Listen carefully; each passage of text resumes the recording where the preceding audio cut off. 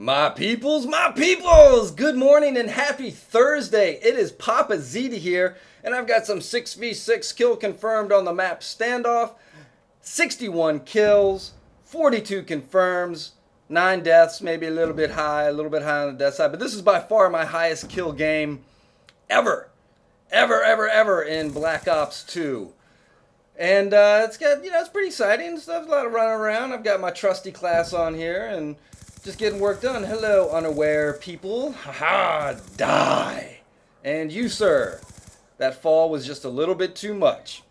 So let's just get right into it. Man, this is a juicy, just conspiracy-ridden, crazy story that got broke yesterday by Deadspin. And I will put a link to that Deadspin article in the description. You can go check it out yourself, along with some links to some other articles that I'm going to be referencing here and while we're talking about this. So, for those of you not sure what it is exactly I'm talking about and who this guy is, we're talking about Manti Te'o. He is a senior for the University of Notre Dame. He plays football. He's a linebacker. He was the runner-up in the Heisman Trophy voting. Heisman Trophy is the highest award that you can win as a college football player here in the United States. And, is expected to go in the first round, somewhere in the top 10 in the upcoming NFL draft. What got broke yesterday was the storyline throughout the season, and a big part of this myth of surrounding him and Notre Dame football was his ability to triumph over adversity. The adversity in his life that he had to overcome was, one, the death of his grandmother, and two, on the same day that his grandmother passed away, his longtime girlfriend, according to numerous reports and quotes from Manti's father from back in 2009, he was involved in this relationship with this girl. She died the same day, or within a day or two. There's some conflicting reports of that part of the whole thing. So he lost his grandmother, lost his girlfriend, didn't go to the girlfriend's funeral because one of her dying wishes to him was to not miss any games for her. The whole thing was made up. It was a lie. This girlfriend never existed at all. That much we know. His grandmother did pass away. But the girlfriend never existed. No record of her anywhere, anything, nothing at all. So this is crazy, right? Why on earth would somebody make all this up? Now, Notre Dame released a statement yesterday saying that they were informed by Manti Te'o and his family on December 26th that he was a victim of an elaborate hoax. Manti also released a statement yesterday after this story broke, saying basically the same thing, that he had never met this girl, that it was an online relationship, that it was somewhat embarrassing, and that's what happened. There are a lot of theories going around as to why this would have happened. And what I think happened is that this was an elaborate cover-up perpetrated by the Te'os, Manti and his family, and also perpetrated by Notre Dame's athletic administration and its football program. I think Manti Te'o is gay.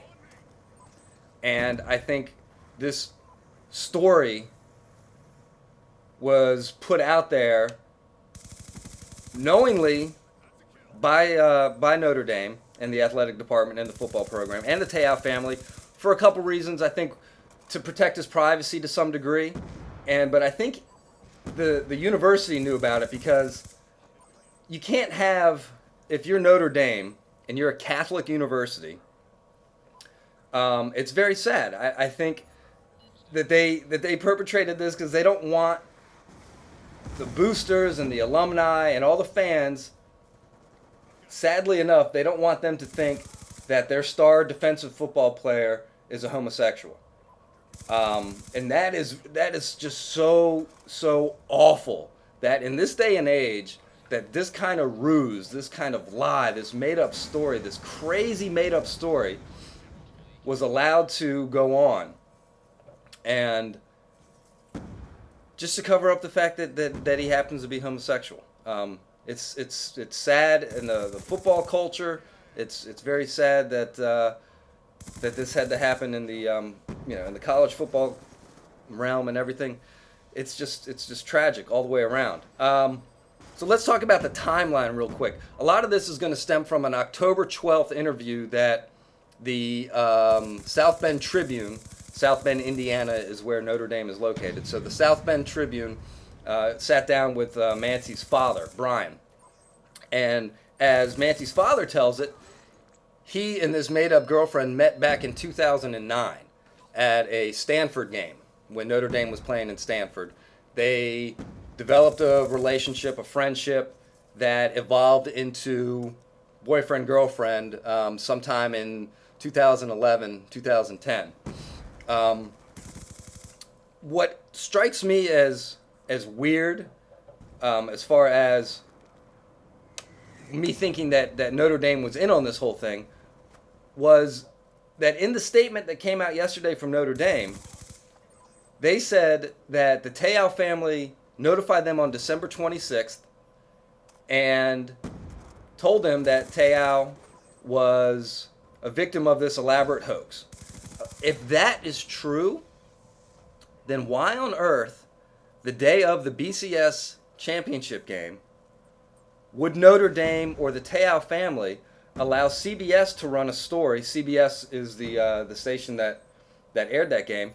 Why would they let them run a story about Manti Te'o's girlfriend who passed away? I don't buy that. I don't buy that if Notre Dame and the Te'o family knew this was a hoax on the 26th of December, why a week later they would allow a story to run to continue to perpetrate this hoax. Doesn't make any sense. So I don't know. It's crazy. The Deadspin article would have you believe in must get tagged. The Deadspin article will tie some people together as far as like who the actual picture of this girl was, and the tie between Manti Te'o and the girl in the picture, who obviously somebody existed because there's pictures all over this Twitter timeline.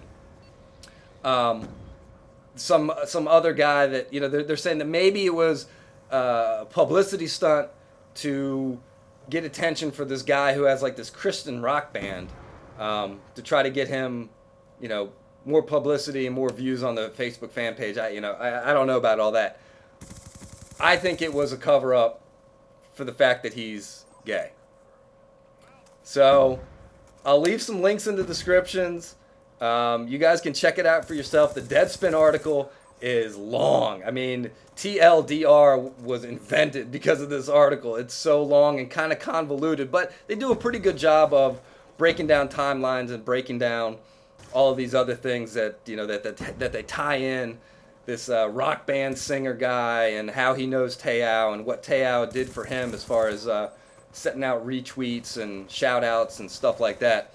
But it's definitely weird. And what sucks is because you would think, let the guy just have his privacy, right? Why is this becoming such a media storm now? Well, it's because this was like a huge part of the Notre Dame's narrative all season long, was this triumph over adversity. And part of his Heisman campaign, push was that he's this extraordinary person because he had to overcome all of these things. And it turns out that one of them was a complete fabrication and a lie. So that's why the media is all over this now, and it sucks. It sucks for Manti Te'o.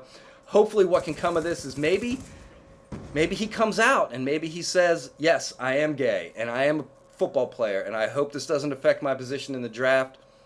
I don't know, guys. This is Papaziti saying have a great Thursday. Don't forget to rate the video. Leave a comment. Let me know what you think, and I will see you next time.